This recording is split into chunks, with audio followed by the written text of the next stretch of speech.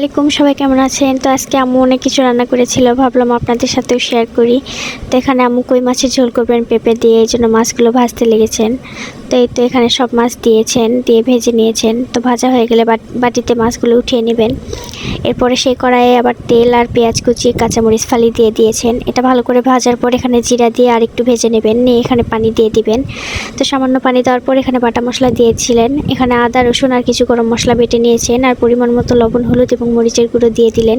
তো মশলাটি ভালো করে কষানোর পর এখানে আবার পেঁপে দিয়ে দিবেন। পেঁপেগুলো আগের থেকে সেদ্ধ করে নিয়েছিলেন, 70% সেদ্ধ করা এটা।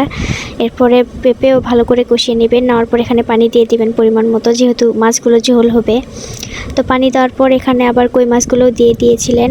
দিয়ে ভালো করে এটি ফুটিয়ে নেওয়ার পর আমাদের কই মাছের ঝোল হয়ে যাবে। তো এই তো আমাদের ঝোল ফুটে গেছে, পলক উঠে গেছে। তো এটা আবার নামিয়ে নেবেন। নিয়ে এখানে আম্মু আবার রুটি বানাচ্ছিলেন, তো রুটি সেঁকতে লেগেছেন।